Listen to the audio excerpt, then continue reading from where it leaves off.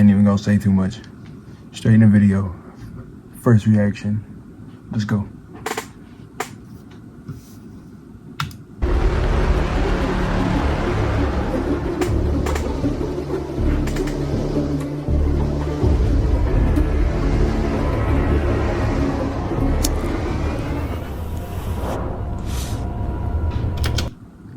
Didn't say it, but some hot stories in this bitch.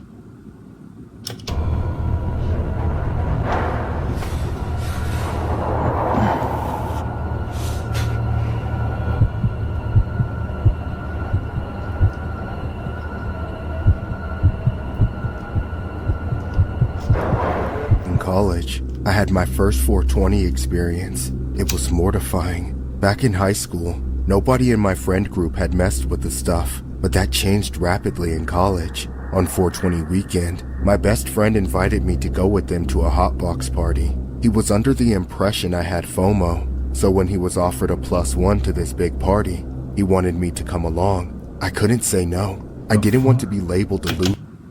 What the fuck is FOMO? Nigga, what the fuck is that? I'ma Google that shit after. Sir, of course. I was a nervous wreck the whole way there, and it only got worse when I laid my eyes on the address. Instead of being held in a house like I thought, the party was happening in a tiny third-floor apartment with a serious lack of windows, no ventilation, no easy access to the outdoors, and only a few choke points through which to escape if an emergency were to happen. From the ground, I could hear the oppressive volume of the repetitive music and the sheer number of people inside. I tried to back out, but my friend was already headed up the stairs, and he was my only ride, so I had to follow through with this. Inside, it was more packed than I... Bro, nothing sucks fucking more than when you ready to go, but your friend not ready to go. God damn. Could have possibly imagined. People were crammed shoulder to shoulder, smoke billowing out of every mouth, filling the room with a thick, heavy haze. There were no normal lights, just dim, unnatural LEDs, constantly swiveling and flashing and changing colors, with lasers racing and spinning through the screen of smoke. The floor sagged beneath my feet, under the weight of hundreds of people testing it to its absolute limit. I had no idea where to go or how to get there. I just held on to my friend's shoulder as he weaved through the dense crowd. But then, I lost him. The music swelled. Everyone began cheering and shouting some random lyrics as a wave barreled through. Why does this nigga here? Why does he have two fucking pupils? What's going on there? I ain't gonna say shit. Fuck it. Pulling my friend out of my grasp, it was too loud to call his name. I couldn't see well enough to find him. I'd only been there a minute, and I was already waiting alone in the deep end. All around me were faces and characters I had never seen. The type of people I never wanted to be this close to.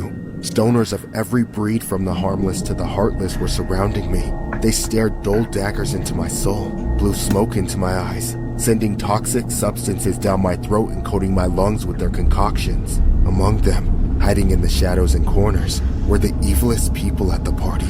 The thugs, dealers, and groomers. They wore dark shades and hoods. What kind of party is this nigga at? Hold on. Wait a minute. Wait a motherfucking minute. This nigga went to a Diddy party. Puppeteering young women under their arms, and for all intents and purposes, everyone here was under their control. I had to leave before I suffocated, before I succumbed to a coughing fit that would have me passed out and trampled at best, or violated at worst. I had to get to the bathroom, get alone, get a moment to breathe and think. I pushed and wormed and fought my way through the brain-dead people in my way, finally making it to the bathroom door right as it opened. As the last person left, I slipped inside. I turned around, grabbed the door to shut it, and locked myself in. But at the last second, the entire mob of people on the other side pushed through. I was beaten back by the door, as a hysterical crowd filled every inch of the space. They were all speaking to each other in words I couldn't comprehend, all except one phrase, hotbox.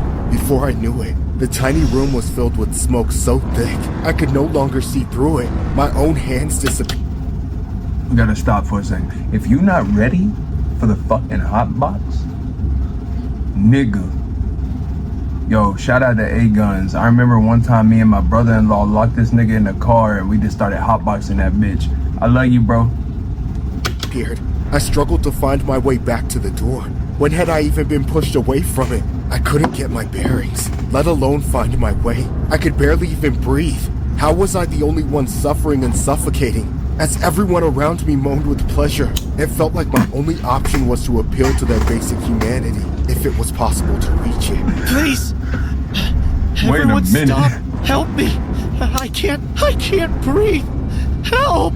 Oh my god, look at him! That guy's greening out. Somebody wake his ass up. No, I'm not asleep. I'm sick. I'm gonna die. Is that him trying to talk? What a freak! Get that loser out of here before he...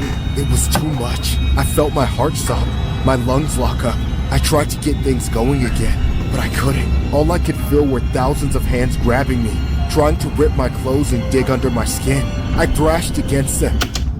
Pause again, bro. What kind of fucking party do you go to where some shit like that's going on? I'm not one to judge. I do my own thing, but it ain't shit like that. I want you to know that shit now. Unable to do anything else, then, just as I was beginning to make sense of it, I got dumped back into the pit. I saw myself getting hurled out of the bathroom. Then I was sucked back into my body as my head hit the floor. I looked up, seeing the dumb, sneering faces looking down at me. Then I realized that in the middle of everything, I had thrown up all over myself, probably over multiple other people too. Perfect. In that condition, nobody would want to touch me, which meant they would get the hell out of my way. I stood up, parting the sea of morons, and ran out the door. I didn't bother to find my friend. He wasn't my friend anymore after bringing me to that waking nightmare. Yo. When I finally got out, I could acutely feel just how affected I was by everything I had inhaled. I was Yo, this nigga said fuck my friend. This nigga never talking to him again. gone out of my mind, but still closer to reality than I was while trapped in that bathroom. I managed to get home safely, but I've never felt quite the same after that experience. Ever since 420, everything has felt different.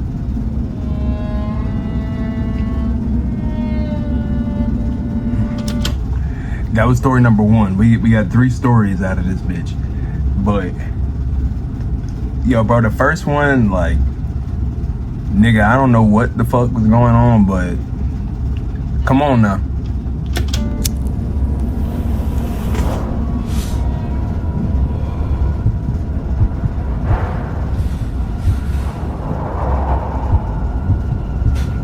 Bud is my life. Without it, I'm nothing.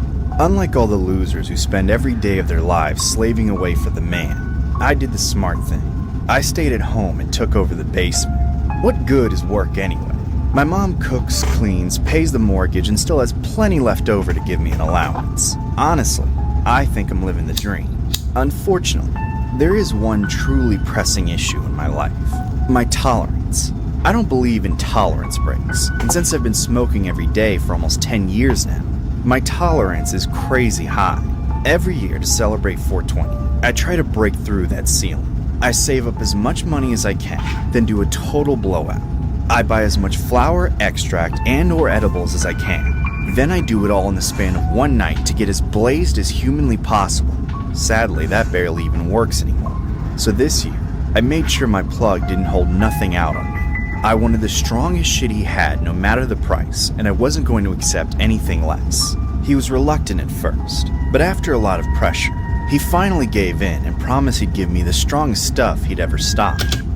If you got a plug that's watching out for you and they think you smoking too much, bro, you got 2 choices. That's either a really good friend and they're watching your pockets, bro, stop spending your money. Or fuck him, find a new plug, you don't worry about how much I smoke, nigga, and send me the goddamn weed.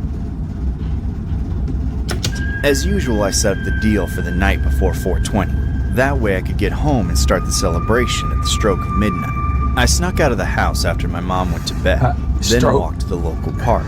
I sat down on the same bench as always. Then a bit later, the plug sat down next to me. "What's up, bro? You good?" "Yeah, I'm good, bro. You got the stuff?" "You know I got it, bro. Just keep it down." "Come on, man. Why so serious? This shit is next level, man. I'm telling you. You gotta keep it on the DL, you feel?" Oh, the fucking "Yeah, I DL. feel. So what's it called?" "The strain, bro. What's the name?" "It's, MILF Nectar. It'll change your life, bro. Trust." "Bet, bro, bet." I ain't heard of that. Let me have it." "Alright, bro. But don't say I didn't warn you." "Wait, what?" "Huh. Must be in a hurry." With the pack successfully acquired, I skipped all the way back home.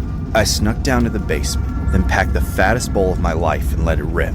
And let me just say, that shit put me on my ass faster than anything I'd ever smoked. It was like I blasted off into some completely different dimension. My tolerance was non-existent. I broke through and then some. I could hear colors, feel smells, and somehow it got even trippier than that. That's not weed. I heard someone walking down the stairs. I freaked out, thinking it was my mom at first. But then, I saw none other than the one and only Snoop Dogg himself, in the flesh, chilling in my basement. It should come as no surprise, but Snoop Dogg is my lifelong idol. I always wanted to meet him, and it felt like fate that he showed up right then. "Snoop, my man, what you doing here? Smells some real good shit, man. You know I had to come check it." "Hell yeah, dude, take a seat, I got you. Now I know you like the blunts." Yo, bro. What are we even watching at this fucking point? What is this? "But I'm not that good at rolling, so just give me a sec, alright? Take your time, G. I'm right where I want to be." Damn, he speaks in rhymes all the time. So cool. Despite being debilitatingly high, I got to work rolling Snoop a blunt, but I quickly ran into trouble. I felt so much pressure to do it perfectly, yet all of a sudden, my grinder was too sticky. All my blunt wraps were stale, and no matter what I did, I just couldn't get the damn things to stick. Snoop started to get impatient. He didn't like waiting to get high. It made him sober up, and that's not Snoop's natural state of being. He kept offering to help, but I was determined to get it right. I was almost there. I just needed to pack in a little more. And then, my last blunt wrap ripped. There was just no way I could Yo, bro. If your papers ever rip like that, get a different brand.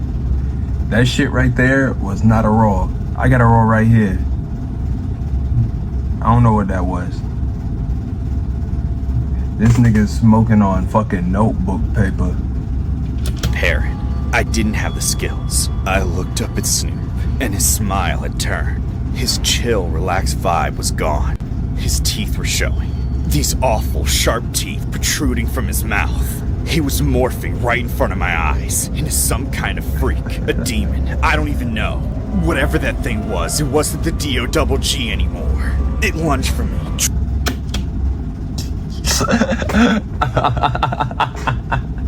It wasn't the D-O-double-G no more.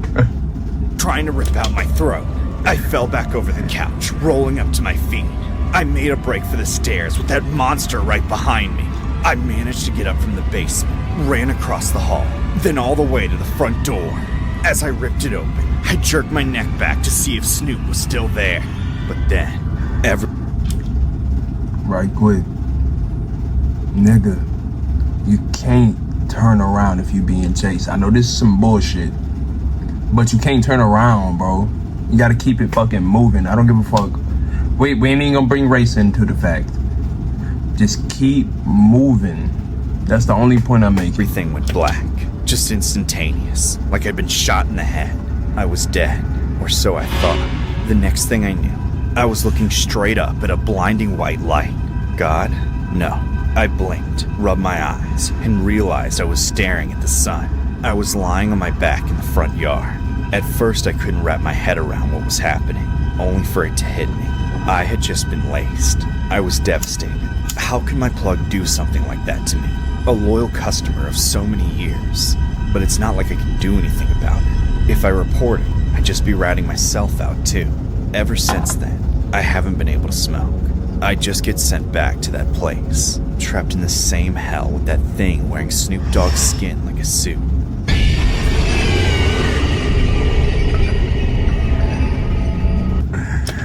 Hey yo, story number 2 is a motherfucker and a half. I ain't going front. But look, check me out right quick. I'm gonna tell a quick story. One time me and my bro and them, it's me, my dog Tryhard, and my dog A-Guns. We go and get some kush right quick, right? Bro, we walk stupid far for this shit. We get it, we go back to the crib, we roll up, we start smoking. Nigga, my bro Tryhard, his mama walk in the room and she like, hey, y'all good? To this day, like, I did not feel normal. Like, everybody else said they felt normal, but, like, by this point, I have been smoking for a while. My nigga, she asked me, like, yo, you okay? I'm sitting down in, like, a rocking chair, kind of like this, but, like, one of the gaming chairs is sitting on the floor. Bro, my nigga, my ass told her, I was like, yo, I feel like a Cheeto. I'm gonna pop up a picture of the exact Cheeto I felt like, too. It felt like this one right here. Back to the video.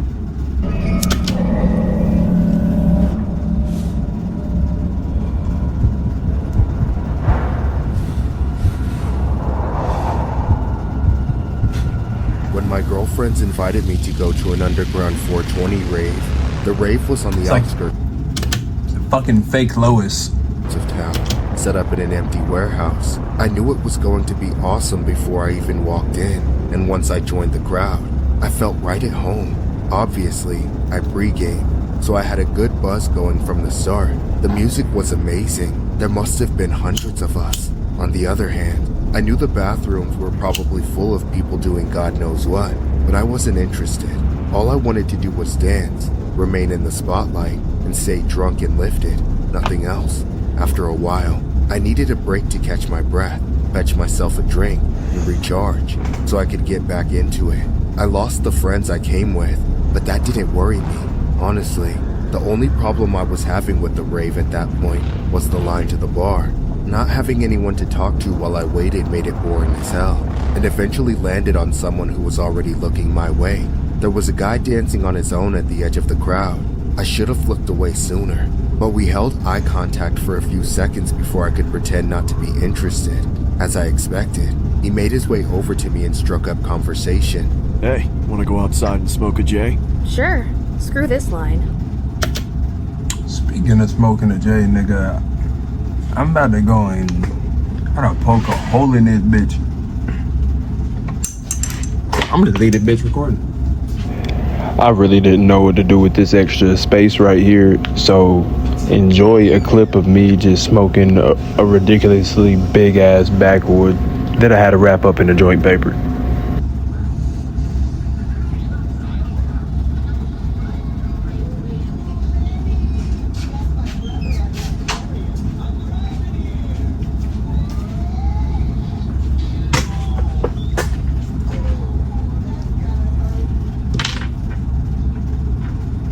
Just like that, I followed him out of a side entrance. He didn't lead me to some dark, sketchy alley, which I appreciated. We were in the parking lot, and I quickly realized we also weren't. Which I appreciated. Ma'am. Nah, dumb bitch. Why the fuck is you over here just walking with a random nigga down the alley? Lois would never. Well, Lois might have. Going to be leaning against the walls of the warehouse. We were going to his car. I didn't mind this either, but when we got to his BMW, he handed me a joint, a lighter, and another question.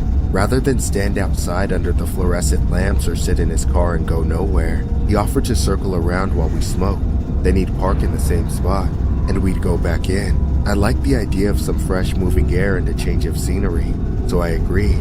Sitting down in the passenger seat, I sparked up, took a few hits, then handed it over to him. He didn't take it. He just waved his hand, saying he had rolled his own and didn't like to share. I shrugged. Listen. If you don't see it, nigga, I don't care if it's me. I rolled this bitch. I'm smoking this bitch. None of you bitches should hit this bitch because it's already rolling. None of you. You gotta watch them roll it. And even then sometimes, bro, like, you might take a hit or two and be like, bro, I'm good. Like, I don't feel right. Take 2 hits and let that bitch simmer. Let that motherfucker kick in right quick. Yeah, you never know, bro. Like, I know when you young and shit, you just don't give a fuck, and like, that's how it go, but like, come on now. Taking the joint back to my lips and hitting it again. Despite it being a little unusual, knowing I didn't have to share was kind of nice. I took my time with it, savored it, trying to really appreciate the flavor and mouthfeel, and all that stuff nerdy stoners were always talking about. Except, I looked back over to the guy a minute or two later, and saw he still didn't have a joint in his hand. He had one hand on the steering wheel, the other was resting outside the window, almost like he was pretending to smoke, but he really wasn't. This time, I questioned him a bit more, and then it hit me. What's up? Huh? Where's your joint, dude? You said you had your own, but I don't see one. Don't make me smoke alone. Oh, it's chill. I'm just waiting until we get to our destination. I don't want to get a DUI or anything. Destination? I thought you said we were going back. Wait, where are you taking me? Relax. Just finish your joint. No, what's your problem? I thought you were cool. Damn it, hey! Either smoke this joint with me or pull over and let... Per se, in this situation, this shit actually happened. Why is your main concern, yo, smoke this joint with me, dude? Like, regardless on where we're going, you need to smoke this shit with me. No.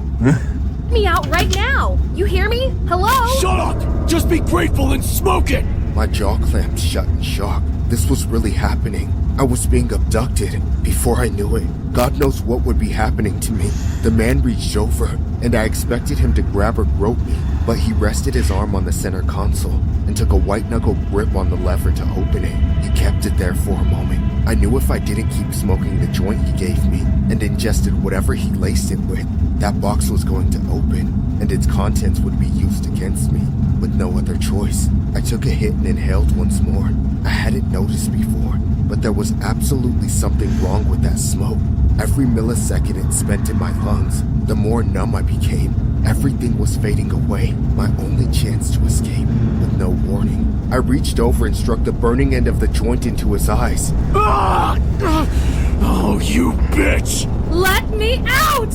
The car swerved as he jerked the wheel in pain and lost control. He slammed on the brakes to keep it from flying off the road, and before he could speed up again and grab me, I unlocked the door and jumped out. I hit the ground at high speed, tumbling and scraping the skin off my body. I didn't feel a thing. I stood up without missing a beat and started running from his car as it sped away. I flailed my arms like a crazy woman at the next car coming down the road, forcing them to stop for me. I begged them to call the police, and I'll be real, I thought they was gonna hit her ass for a minute. But yo, she hopped out the car, she did some shit. I ain't even got too much to say on the bitch. She did her thing, she looked battered and bruised, but like, you live and you learn. once they agreed, I knew I would be okay. I don't remember much of what happened for the next 24 hours, as the chemicals took effect and basically wiped my memory. When I came back, I was in the hospital, recovering from a nasty road rash. The cops took my statement, but it didn't help find the man who tried to abduct me. I never got the guy's name, never once looked at his license plate or anything else. I just knew what kind of car he drove. Nobody even saw us together. I still bear the scars of what happened that night, but they are merely reminders of the fate I narrowly avoided. A living nightmare I would never wish upon my worst enemy. Every 420, this horrible memory resurfaces.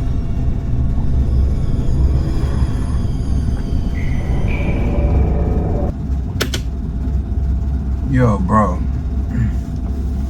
Yo, hold on. You just going to yoga class? Like that? Now, hear me out, right? All them soccer moms in that bitch gonna be talking, bro. But look, bro, I'm just saying, don't smoke nothing if you ain't see that shit rolled up. Definitely don't get in somebody's car. And if you see Snoop Dogg when you take a hit, put that shit down. But nigga, I don't even know what else to say. This been the first review. This is Ghetto Gardenz, nigga. This is Ghetto Reacts, nigga. I'ma put a banner up. That bitch say Ghetto Reacts. New shit. New series. I fuck with this. I like this little style of video. Y'all niggas get to see me just bullshit and fuck around.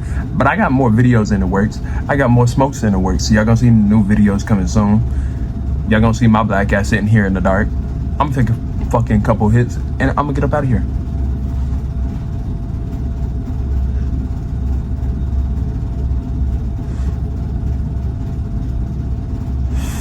Gotta do it right.